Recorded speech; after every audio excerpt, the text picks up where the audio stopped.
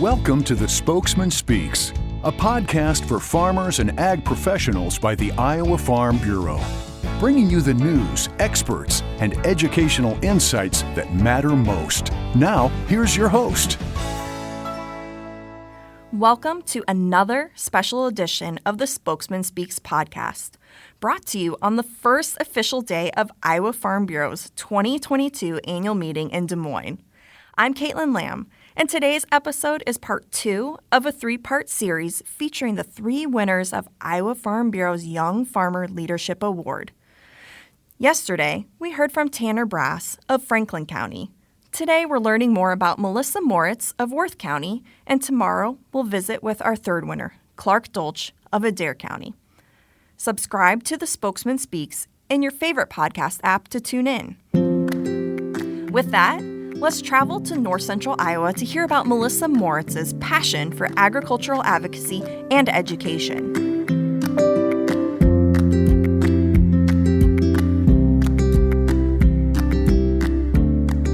So we're out here on the Moretz family farm with Melissa. Melissa is one of 3 Young Farmer Leadership Award recipients. So Melissa, I can see a hog barn in the background. I can see some cattle over here to our left. Tell me more about this family farm that we're standing on today. On our family farm, we raise cattle. We do have a cow-calf operation. We contract grow hogs for Christensen Farms. And then we also raise corn and soybeans, along with a little bit of alfalfa hay for the cattle. And then outside of that, you also do quite a bit off the farm. Can you tell me more about your off-farm job and some of the things that you do in the community? So my day job, if you will, is I'm a lending relationship officer down in Mason City, which is about a half-hour drive for me. And there I have kind of the unique role there at the bank. I get to work on very complex credit, very large credit, and then I also get to do direct lending. So farmers in our area I get to work with to help put in the crop, raise the cattle, whatever it is that they're doing, to help them be successful in their operation. So outside of my 9-to-5 lending job and the farming operation, I also make a lot of time to volunteer. A few of the things that I do, currently I am the vice president of our county farm bureau. I'm also the vice president of our North Central Iowa Ag in the Classroom. That organization goes into several different surrounding counties and brings education, particularly ag education, to anybody from preschool all the way up to 8th grade. So we get to see a lot of students across North Iowa. One of my jobs as the vice president is I get to help fundraise and make that program work each year. I also get to help set the budget. So my lending experience gets to come in hand with that role that I get to serve. And then outside of ag industry, the involvement that I have, I choose to help teach Sunday school about 2 times a month at the church that we're currently attending. Okay, wow. So you have a lot going on, right? Okay, so we're, a farmer or mom, ag lending, all the volunteering that you do with Farm Bureau and Sunday school. I love it. I started doing a couple Sundays a month too for Sunday school, and it's just such a fun time too. It's a cup filler for sure. Yeah. You just never know what they're going to say. And that's definitely fun. So, but with all those things that you do, how do you pick and choose where you spend your time? So to make a long story short, I only knew what Farm Bureau's name was about 5 years ago. And my husband and I went through a situation where we were putting up our hog barn that's right behind us, right here. And we came across more opposition than I ever could have imagined in rural Iowa. I said, I feel like we're drowning here. I know that we've gone through and checked the right boxes and we're doing the right thing. We've made the right decision for our family, but I need a little help selling that to everybody. And so Farm Bureau jumped in right away. They brought in some people from the state. I got to work with your department, Caitlin, on writing a very nice letter to the editor. And that really jump-started my involvement in Farm Bureau. And from then on, it was just full throttle with that. I think that I chose that because they were there for me in my time of need. And I want to be able to give back to other people the same way that they gave back to me. That's awesome. And I'm looking at that hog barn right behind you. And I do remember when that was happening. And I was kind of newer to Farm Bureau too. And I thought, same thing, like, there are really people out there who don't want farmers to farm. Like, what the heck is that about? But we know that livestock is a way to bring young farmers back to the farm. So through that experience, what type of advice would you have for young farmers who might find themselves in your situation later down the road? So first and foremost, hindsight's always 20/20, right? So I learned a lot of resources are out there for you. after I needed the resources, not necessarily before. So one organization that we did work with quite a bit was CSIF. They help a lot of young farmers go around to neighbors, discuss what their game plan is, kind of tell their story before construction is underway and then people are on the defensive, if you will. So that's an organization that I highly recommend. I also recommend reaching out to your local county boards on the Farm Bureau side, or if it's, pork producers associations, things like that. They have a ton of resources to help you get started. And the other thing that I would really recommend is finding yourself another network of other livestock farmers in your area to get them on your side, to get them behind your back, because community support goes a long way. And then we had some very good community members that came and stood by our sides through this whole process, and that was probably the most uplifting and helped us get to the finish line on that deal. Yeah, I think that's great advice, especially that last bit about the support from community members, because you already talked about some of the things that you're involved in your community. So they knew that you were a leader too. And on that topic of leadership, can you tell me about some of the Farm Bureau activities that you have been in? So I really developed my leadership skills when I was nominated or selected to do the Ag Leaders Program down all over the state, but primarily in Des Moines. We met a few weekends a month, and that really got me connected with other leaders within the Farm Bureau, other young folks, and folks of all ages, quite frankly, within Farm Bureau that had the potential to be leaders. We're still in the process of learning more about what are the next steps to take. I would say that was probably my biggest driver forward. Got to go out to DC and lobby a few times, which really gave me a voice and kind of sparked my passion for politics and advocating for agriculture, because if we don't tell our story, somebody else is going to do it for us. So they provided an awesome opportunity for me to get out there and do that. And I kind of really ran with it.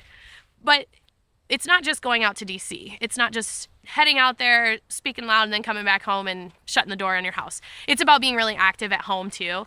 The things that I took back from a lot of the Ag Leaders classes that I took were, how do we get our County Farm Bureau more involved? How do we grow our County Farm Bureau? How do we keep it from the board from, getting up there in age, and then all of a sudden, how are we going to backfill things? And since I've done that, we've really diversified our board. We have a very even spread, I would say almost 50-50 between what I would classify and Iowa Farm Bureau would classify as young farmers, and then our other more senior members of our board as well. And I think it's really helped us to grow, to get involved, to really reach different branches of folks. So we've started a young farmer program where we host a golf outing in the summers to bring in folks. We use it as a recruitment tool, stuff like that. But none of that would have been possible if I wouldn't have gotten my feet wet through the Ag Leaders program. And when you talk about having your county board branch out into doing more things, what types of activities are your favorite?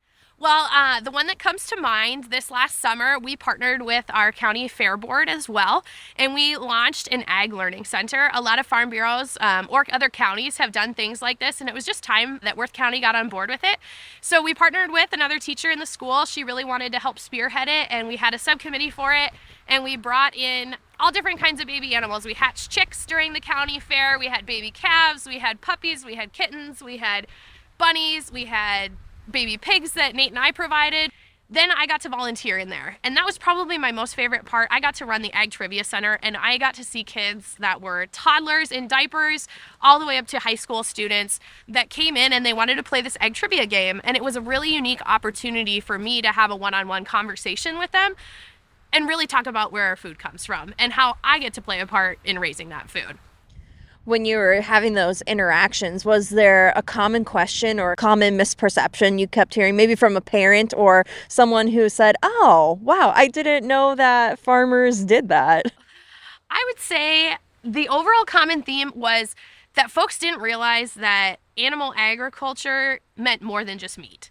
I think a lot of people, they can look at a pig and say, yep, that's where your pork chop or your bacon or your ham comes from, and they're pretty good with that. But then when you start talking about all the other byproducts like medicines or using heart valves in humans to help keep them their hearts ticking and moving, I think that was a really big aha moment for a lot of people, that agriculture isn't only just feeding people. It's really fueling and fiber and all of the other things.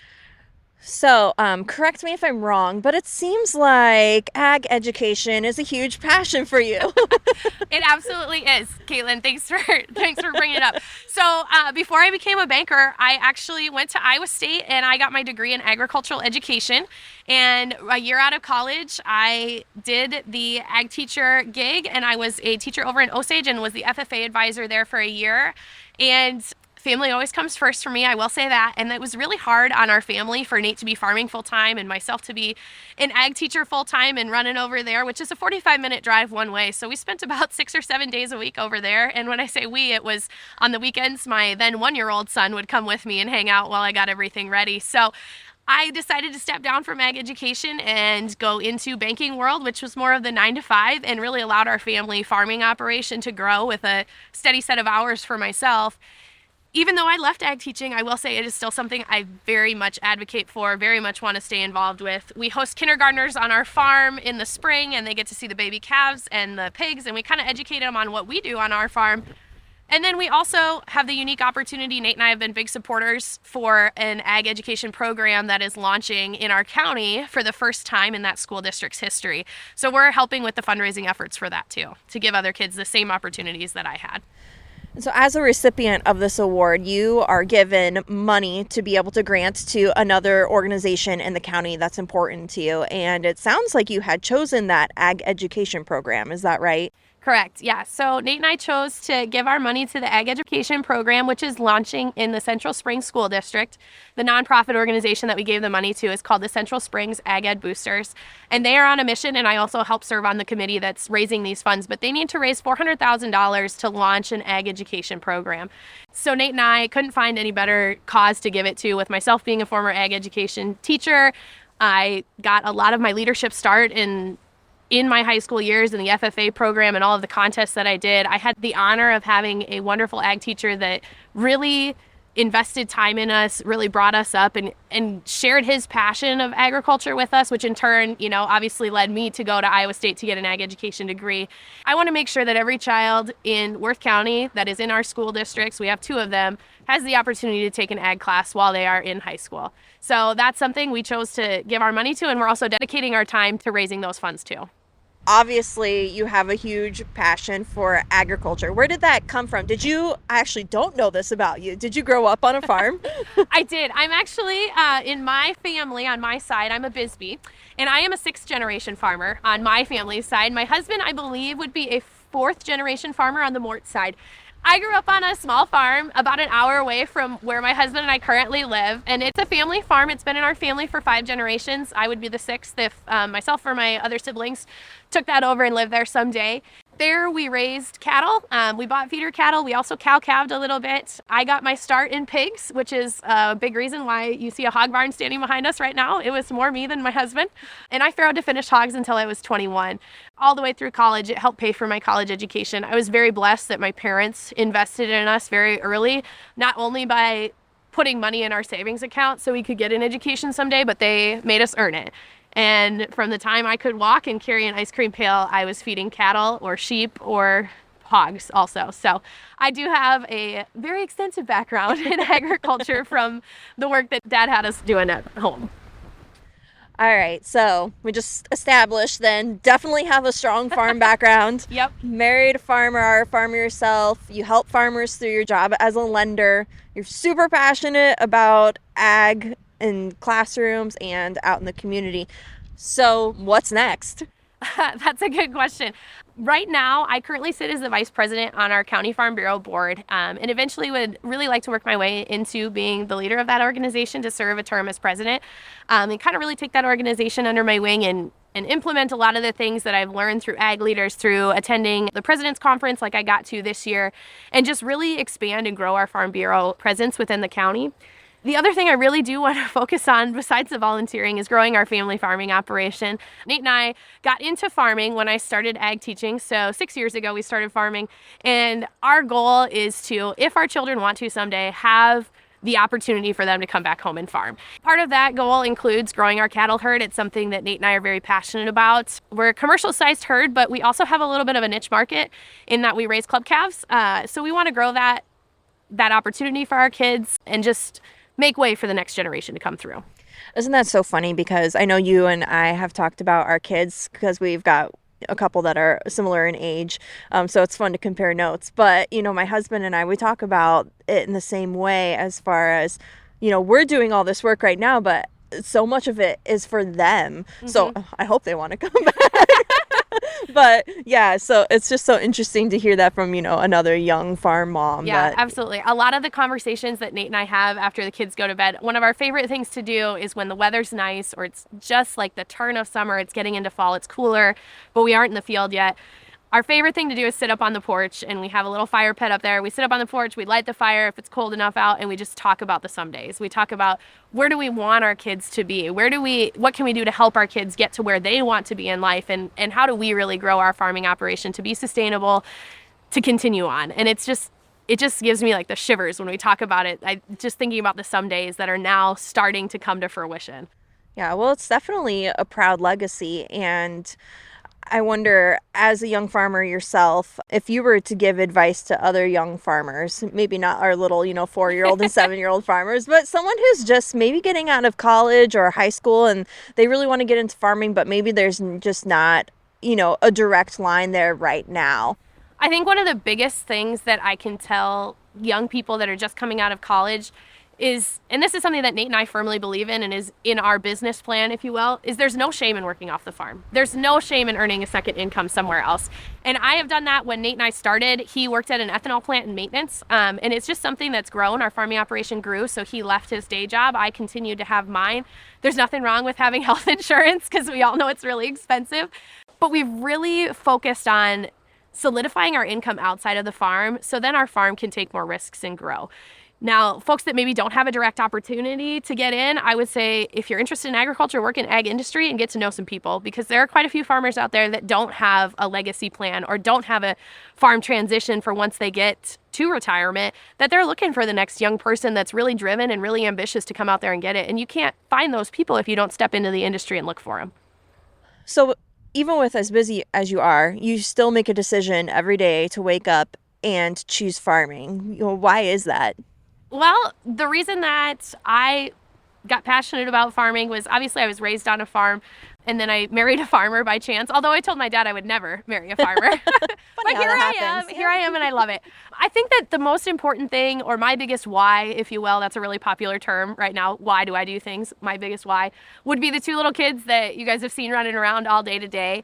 I would hope that they want to go into agriculture someday, but that's not a requirement of mine. It's not necessarily the end-all be-all. But I really do firmly believe that the way that I was raised, the way that my husband was raised on the farm, learning life's lessons when you're at a young age, life and death, the circle of life, how to take care of the land that we're looking at today, all of those things. I really think that those were some life lessons that, whether I went into farming or not, were really important ones to carry with me. That is why I get up in the morning and go to my day job so we can have the family farm here. That's why I get up in the morning and help my husband sort hogs. That's why I get up in the morning and wear my pajamas out to the barn because there's a cow that's calving and having trouble and needs help right now. That's why we do what we do. It's really for our future, to raise our kids in the same way that we were raised.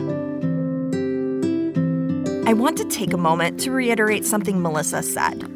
If you're thinking of putting up a new livestock barn or expanding an existing one, please get in touch with the Coalition to Support Iowa's Farmers.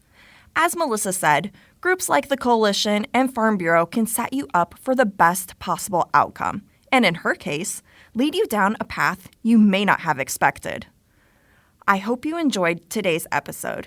Join us tomorrow as we hear from Clark Dolch in our final segment of this series. Thank you for doing the work that inspires everything we do here at the Iowa Farm Bureau. And thanks for listening to the Spokesman Speaks. Thank you for listening to the Spokesman Speaks, a podcast by Iowa Farm Bureau. Check out more podcast episodes at iowafarmbureau.com/podcast. You can also find and subscribe to the Spokesman Speaks podcast in the Apple Podcasts app, Google Podcasts, Spotify, iHeartRadio, and other popular podcast apps. We appreciate your ratings and reviews, and we welcome you to email us your feedback at podcast@ifbf.org.